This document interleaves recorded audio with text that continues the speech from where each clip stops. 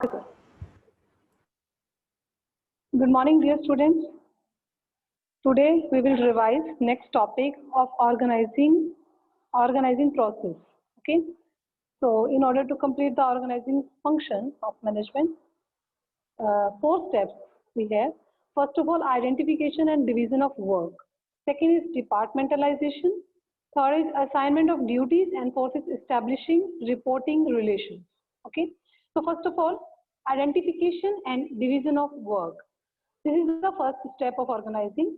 So students, in this step, total work is divided into various activities. जो पूरा work है उसको हम कुछ activities में divide कर देते हैं.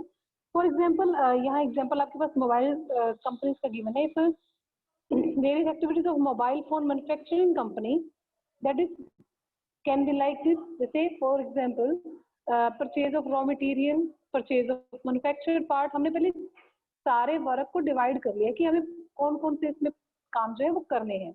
तो हमने उन जो भी वर्क है उनको सेपरेटली उनको मेंशन कर लिया है. फर्स्ट ऑफ ऑल जैसे purchase of raw material, purchase of manufactured part, ऐसे production, stocking of goods, research, advertisement, sales, financial arrangement and maintenance of account, correspondence, arrangement of employees etcetera. इस तरह से बहुत सारे काम हो सकते हैं. Okay. And second point is departmentalisation.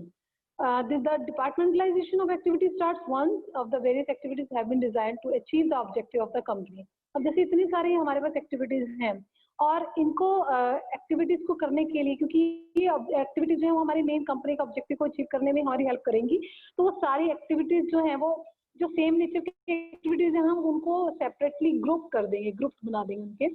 और जो जो एक्टिविटीज मैच करते हैं मतलब सेम ग्रुप की है, जैसे सपोज परचेज रॉ मटेरियल हमने किया, परचेज मैन्युफैक्चर्ड पार्ट्स किए, तो these are related to the purchase department. ये दोनों एक्टिविटीज आपकी परचेज डिपार्टमेंट से रिलेटेड है. सेकंड जैसे प्रोडक्शन है या स्टॉकिंग ऑफ गुड्स है या रिसर्च एक्टिविटीज हैं, these are given to the production department. ये सारे प्रोडक्शन डिपार्टमेंट से रिलेटेड है. Similarly advertisement and sales can be given to the marketing department and the financial arrangement, maintenance of account and correspondence can be put in the charge of finance department. तो ये सारे finance से related है. So the grouping of activities and departmentalization has been, ये हमारे पास एक diagram given है, देखो shown in this diagram. ठीक है. जैसे फर्स्ट एक्टिविटी थी हमारे पास purchase of raw material, purchase of marketing, manufactured parts, these are related to the purchase department. ठीक है. ऐसे ही second production, stock of material, research, these 3 activities are related to the production department. Advertisement, sales, these 2 activities are related to the marketing department. And then have financing, accounting, correspondence, these are related to the finance department. And last is arrangement of the personnel, that is related to the personnel department. ठीक है.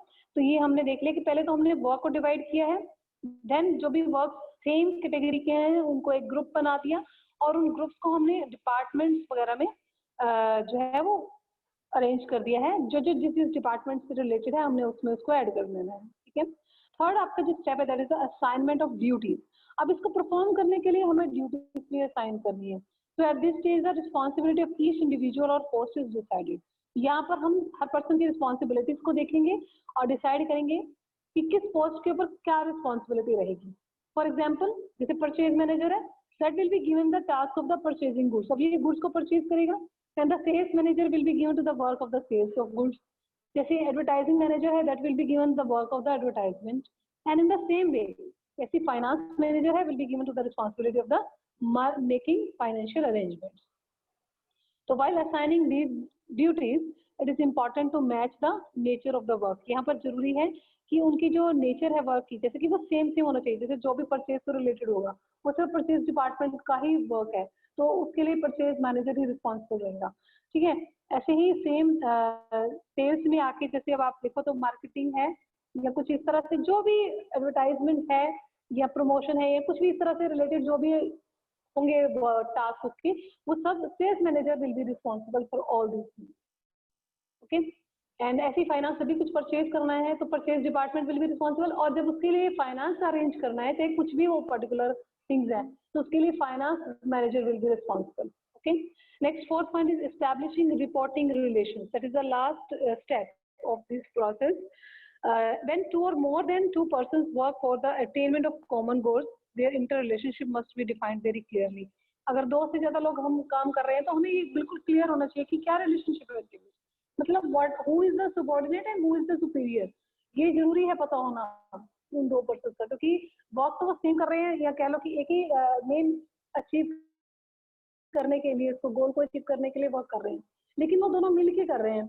मिलके करने का मतलब ये नहीं हो सकता ना कि सेम पोस्ट पे होंगे, मतलब पोस्ट तो दोनों की डिफरेंट ही होगी, कोई एक ऊपर होगा और एक नीचे, यानी कि एक सुपीरियर हो सकता है और एक, अब ये क्लियर होना चाहिए कि who is the superior and who is the subordinate, ठीक है। So it should know as to who is the superior and subordinate. For example, the purchase manager will be the superior for all the employees. अब purchase department में बहुत सारे लोग होंगे जो जिनसे वो काम करवाएगा, उनके अंदर अगले असिस्टेंट मैनेजर्स वगैरह होंगे, तो ठीक है, अल्टीमेटली परचेज मैनेजर रिस्पॉन्सिबल है उस चीज के लिए, और that is purchase manager is also superior, so they will receive order from him and will also be responsible to him.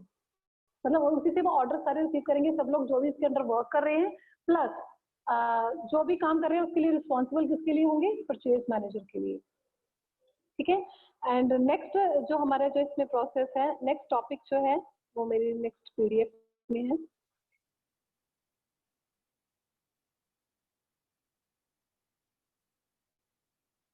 visible formal and informal organization, that this topic is deleted from your syllabus.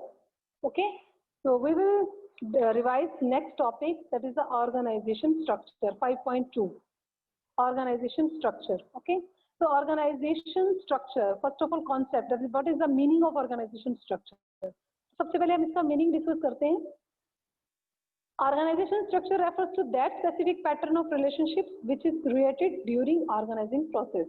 जो भी organising की हमने process की है ना अभी, उसको जब हम प्रोसेस कर रहे हैं उसमें जो हमारे पैटर्न यूज होते हैं, तो मैं आपको क्लियरली बता दूं, उस प्रोसेस में ही हमारे पैटर्न यूज होते हैं, जो हमने इसमें सेकंड स्टेप किया था ना, सेकंड स्टेप में मैंने वो सारी उसको क्या किया, सेकंड स्टेप में हमने क्या किया प्रोसेस में, फर्स्ट आइडेंटिफाई किया डिवीजन ऑफ वर्क को, सेकंड क्या किया, डिपार्टमेंटलाइजेशन किया। डिपार्टमेंटलाइजेशन में ही हमारे पास टू इसमें कॉन्सेप्ट आ जाते हैं, वही कॉन्सेप्ट अब हम डिस्कस कर रहे हैं, मतलब प्रोसेस में यूज होते हैं ये लोग, जैसे कि हमारा फंक्शनल एंड डिविजनल है, तो डिपेंड करता है ना, मतलब वो प्रोसेस में यूज होगा, वो सेकंड डिपार्टमेंटलाइजेशन उसी में यूज हो जाएगा। अगर तो हमारे पास एक ही प्रोडक्ट हम बना रहे हैं तो सिंपल हमारा फंक्शनल हो जाता है, एंड अगर मोर देन वन है तो किसमें डिविजनल, ठीक है, तो सेकंड स्टेप में यूज होता है आपका। ओके, बट अभी मैंने आपको प्रोसेसेस को इंटरलेट किया है, बट अब ये डिटेल में अब आप करेंगे कि स्ट्रक्चर है क्या, ठीक है। तो organization structure refers to that specific pattern of relationship which is created during the organizing process. तो प्रोसेस का यहाँ मीनिंग ये आप क्लियर हुआ कि प्रोसेस में इसको कहाँ यूज करना है, सेकंड स्टेप में। Okay, so another important question इसमें जो आएगा हमारे पास, that is the whether the pattern or form of design of organization structure can be similar in all organization। ऐसा नहीं होता, किसी भी ऑर्गेनाइजेशन का हमेशा सभी ऑर्गेनाइजेशन का जो स्ट्रक्चर है वो अंदर से सेम नहीं होता, ठीक है, क्योंकि इसका साइज डिफरेंट हो सकता है, उसके अंदर nature different, nature of work different हो सकता है, तो सबका जो स्ट्रक्चर है वो डिफरेंट होगा। तो organization structure is design in accordance with those these characteristics of the enterprises, उसकी कैरेक्टरिस्टिक्स के अकॉर्डिंगली ही उसका जो स्ट्रक्चर है वो उसके अकॉर्डिंगली होगा। So there can be many form or design of organizational structure. In any enterprise, the organizational structure once decided undergoes changes according to the situation. So it can be said that the organizational structure does not have any standardized design. अगर मैं कहूँ कि एक ही design है इसके लिए standardise, तो ऐसा नहीं है, which may be adopted by कोई भी enterprises अपने accordingly इसको अडॉप्ट कर सकती है। Okay, so it can have many forms. हमारे पास इसमें बहुत सारी फॉर्म्स हैं और उनकी डिटेल डिस्क्रिप्शन भी है इस चैप्टर में। So you can do any one definition. Then span of management, that is also the meaning, it refers to the number of subordinates that can be effectively controlled by a manager. जो एक manager easily जिन persons को, जितने number of persons को control कर सके, that is the span of management. Generally क्या होता है, 5 to 6 persons को easily control कर सकता है ना, तो that is the span of management. Okay, next main इसका जो topic है, that is the design, form and type. जो अभी हम बात कर रहे हैं, हमारा स्ट्रक्चर की जो बात हो रही है, तो all the people working in the enterprises are assigned certain jobs and for their successful accomplishment some authority is also given to them. It depends upon the nature of this job in the enterprise to think as to how authority is to be given to the employee. So there can be some differences in the nature of the work in different enterprises. इसकी बात हम clear कर चुके हैं कि हर एक organisation का एक डिफरेंट नेचर होता है, so that's why उनकी जो एंटरप्राइजेज हैं उनके अंदर जो डिजाइनिंग है उनकी जो उनका स्ट्रक्चर है वो भी डिफरेंट होगा. So it means because of the different nature of the work, method of distributing authorities and responsibilities also will be different. ठीक है, तो इन अदर वर्ड्स हम कह सकते हैं कि different business enterprises have separate organisation structure. हर किसी का अपना अलग ऑर्गेनाइजेशनल स्ट्रक्चर है. हमारे पास जो एक्चुअल में ऑर्गेनाइजेशन स्ट्रक्चर होते हैं that is are 4 types. First is the functional organization, second is the divisional organization, third is the line organization, and fourth is the line and staff organization. So students, line organization and line and staff organization both are not in your syllabus, okay, and all these forms of जितने भी हमने यहाँ पर देखे हैं of organization structure will fall under formal organization. इनमें कुछ भी informal नहीं है, ये formal के अंदर आते हैं. Okay, so only 2 type of organization structure we will discuss in this chapter. Okay, first is the functional organization structure. क्या होता है functional organization structure? So it refers to the division of the whole enterprise according to the major activities to be performed by it. Major activities आपको मैं बता दूं जो हमारे departments है, जैसे परचेज डिपार्टमेंट परचेज एक्टिविटीज से रिलेटेड सारे वर्क करता है, सेल्स डिपार्टमेंट सारी सेल्स एक्टिविटीज से रिलेटेड. तो जो भी उनसे जो जिस नेचर के वो वर्क है उसके अकॉर्डिंगली हम डिपार्टमेंट में इसको एंटर कर देते हैं. तो this is the simplest and most prevalent form of the organization structure. Under this all the functions of similar nature, मैंने वही बोला जो सेम नेचर की है वो हम उसमें डिवाइड करके उसी डिपार्टमेंट में इसको ऐड करेंगे.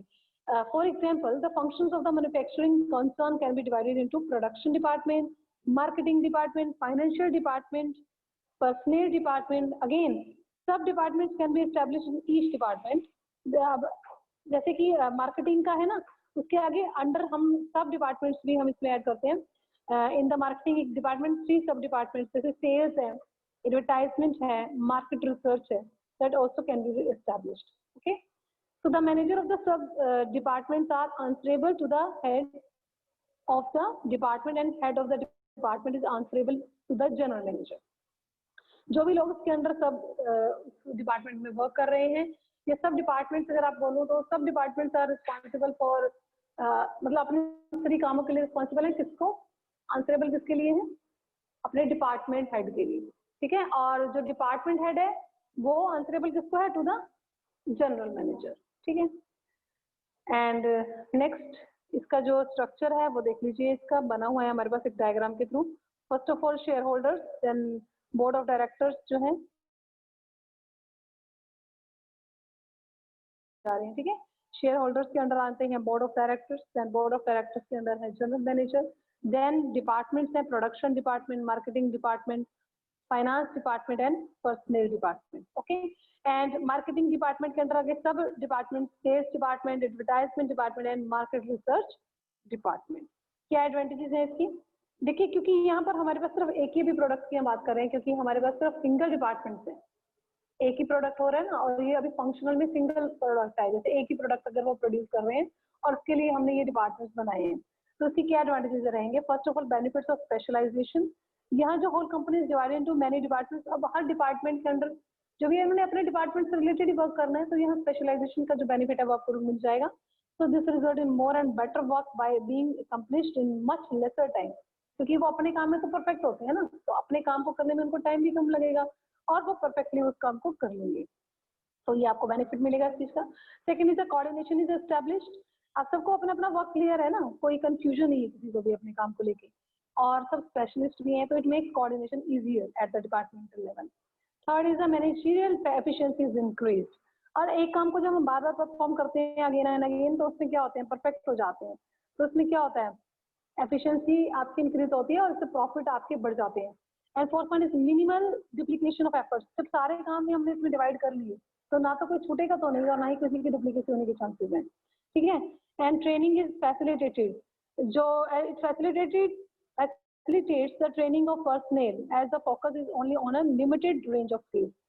And जैसे employees of the finance department are given training of financial issues. अब जो जिस डिपार्टमेंट में जो पर्सन है ना, वो उसी की ट्रेनिंग ले रहा है और उसी में वो परफेक्ट होगा. ठीक है, जैसे फाइनेंस का यहाँ पर एग्जाम्पल दिया है, तो यहाँ उनको एक अच्छी फैसिलिटी मिल जाती है उस पर्टिकुलर वर्क को सीखने की। जो पर्सन जिस डिपार्टमेंट के अंदर है वो उसी डिपार्टमेंट को ही सीखेगा ना, तो उसमें वो उसको फैसिलिटी मिल जाती है ना, उसको बहुत सारे काम नहीं दिए हमने, सिर्फ वही उनका एक ही वर्क है कि अपने डिपार्टमेंट के अंदर जो भी वर्क उसको पर्टिकुलरली हमने दिया वो इजीली उसको ट्रेनिंग भी मिल जाएगी और उसमें परफेक्ट हो जाएगा। नेक्स्ट है equal weightage to the all function, सभी फंक्शन को इक्वल वेटेज है, यहाँ पर सभी डिपार्टमेंट को इक्वल वेटेज दीजिए, ठीक है। एंड देन लिमिटेशन इसकी क्या है, first of all the ignorance of the organizational objective. जो मेन ऑब्जेक्टिव होता है ना ऑर्गेनाइजेशन का, थोड़ा सा उसमें इग्नोरेंस हो जाती है, क्योंकि हर कोई डिपार्टमेंट अपने अपने पर्सनल गोल्स जो होते हैं उनके आगे उनके ऊपर ज्यादा कॉन्सेंट्रेट करते हैं। इसका रीजन ये है ना कि जैसे सेल्स डिपार्टमेंट है उनका मेन रहता है कि हम सेल्स के ऊपर कॉन्सेंट्रेट करें, परचेज डिपार्टमेंट है उनका मेन रहता है कि हम सिर्फ परचेज के ऊपर ही कॉन्सेंट्रेट करें, ठीक है। तो सभी डिपार्टमेंट जो हैं वो अपने अपने काम में ही बिजी रहते हैं, तो इसलिए वो जो इससे क्या होता है ना, इसकी वजह से जो मेन हमारा टारगेट है ऑर्गेनाइजेशन का कहीं ना कहीं वो थोड़ा सा इग्नोर हो जाता है, ये लिमिटेशन है इसकी। Second thing is the difficulty in inter departmental coordination. जैसे सभी हेड होते हैं may work as per their own wish, so no doubt this facilitates coordination within the department, but it makes the inter departmental coordination difficult, क्योंकि बेशक वो अपने अपने department का काम कर रहे हैं, लेकिन कई बार होता है ना कि हम एक दूसरे पे ऊपर डिपेंडेंट भी हैं। अब परचेज क्या करना है तो डिपेंड्स ऑन द किसके ऊपर डिपेंड करेगा अभी कितना परचेज करना है, सेल्स के ऊपर, क्योंकि कितना सेल हुआ कितना भी पेंडिंग है ना। और वो क्योंकि मार्केट रिसर्च करते हैं ना, तो उनके पास सारा डाटा भी तो रहता है कि क्या डिमांड है मार्केट में, उसके अकॉर्डिंगली तो नया प्रोडक्शन होगा। और प्रोडक्शन किस पे डिपेंड है, परचेज पे, कितना परचेज करेंगे उसके अकॉर्डिंगली प्रोडक्शन डिपार्टमेंट वर्क करेगा। तो सारे इंटर रिलेटेड है आपस में एक दूसरे के साथ, तो यहाँ डिफिकल्टी हो जाती है कई बार कोऑर्डिनेशन की, क्योंकि इंडिपेंडेंट होते हुए भी इंडिपेंडेंट नहीं है वो लोग, ठीक है। बेशक वो अपने अपने डिपार्टमेंट में वर्क कर रहे हैं, लेकिन अल्टीमेटली वो एक दूसरे के ऊपर भी डिपेंडेंट है, तो उसमें थोड़ी सी डिफिकल्टी हो जाती है। Next, conflict of interest. Every departmental head wants to become a functional empire, so to satisfy their ego everyone demands maximum resources for their department। वो सोचते हैं कि हम अपने उसमें उसको परफेक्ट कर लें, अपने डिपार्टमेंट का जो वर्क है उसको अच्छे से परफेक्टली काम कर लें, और वो डिमांड करते हैं रिसोर्सेज की, और इससे क्या होता है, इससे कॉन्फ्लिक्ट हो सकता है अदर डिपार्टमेंट्स के साथ, ठीक है। अब जैसे प्रोडक्शन है वो तो ये सोचेगा कि मुझे परफेक्टली मशीनरी चाहिए, मुझे अच्छे से एम्प्लॉयज चाहिए, अच्छे से वर्कर चाहिए, भी मेरा काम अच्छे से हो जाए, है ना। उसको देखा देखी अब बाकी डिपार्टमेंट्स भी जो डिमांड करना स्टार्ट कर सकते हैं कि हमें ये चीज चाहिए, मतलब जो डिमांड इस तरह से और इंक्रीज हो जाती है और आपस में कॉन्फ्लिक्ट हो जाते हैं फिर, ठीक है। तो ये एवरी डिपार्टमेंट, क्योंकि हर कोई चाहता है कि हम अच्छे से वर्क करें और हमारा चले, अपनी ईगो को वो उसको करने के लिए, सेटिस्फाई करने के लिए वो लोग अपने डिपार्टमेंट्स को जैसे कहते हैं ना अपना ज्यादा शो ऑफ करना कि हमें ये चाहिए वो चाहिए, ये चीज। देन है hurdle in complete development. So this system is hurdle in the way of the complete development। अगर आप बात करें ना पूरी ऑल ओवर पूरी ऑर्गेनाइजेशन की डेवलपमेंट में, तो उसमें थोड़ी प्रॉब्लम आ जाती है। तो each employee specialises only in a small part of the whole job. वो सिर्फ अपने जॉब के बारे में जानता है, उसको कुछ नहीं पता बाकी लोग क्या कर रहे हैं क्या नहीं कर रहे हैं। अगर मैं परचेज की बात करूँ तो परचेज डिपार्टमेंट को सिर्फ अपने डिपार्टमेंट का पता है ना, एक्चुअल में ऑल जो एम है वो तो मेन ऑर्गेनाइजेशन का होता है। तो मतलब बहुत सारे लोगों में ये बट गया है। अगर मैं एक बंदे की बात करूँ तो उसको पूरे ओवरऑल कोई नॉलेज नहीं रहती है, ठीक है। इससे क्या होता है कि कंप्लीट डेवलपमेंट नहीं हो पाती है कि सिस्टम कहाँ चल रहा है, ऑर्गेनाइजेशन कहाँ स्टैंड कर रही है, तो ये थोड़ा सा डिफिकल्ट हो जाता है, ये चीजें थोड़ी सी इग्नोर हो जाती हैं और ओवरऑल डेवलपमेंट जो है वो नहीं हो पाता, ठीक है।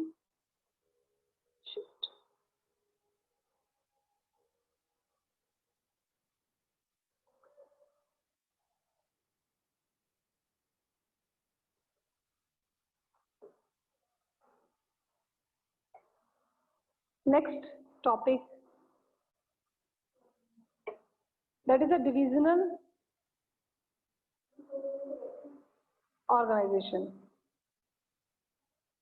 Divisional organization, it refers to that the division of the whole enterprise on the basis of different products, geographically areas, customer groups।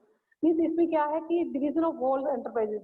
अब मेजर प्रोडक्ट हैं, अगर जैसे मान लो हम एक से ज्यादा प्रोडक्ट यहाँ वो कर रहे हैं ना प्रोड्यूस, तो वहाँ डिविजनल आपका ऑर्गेनाइजेशन स्ट्रक्चर यूज होगा। Means division of whole enterprises according to the major products to be manufactured by it. अगर आप यहाँ पर 2 प्रोडक्ट प्रोड्यूस कर रहे हो तो दोनों प्रोडक्ट्स के लिए ही हम अलग अलग सारा कुछ पूरा सेटल कर देंगे। मीन्स जैसे कि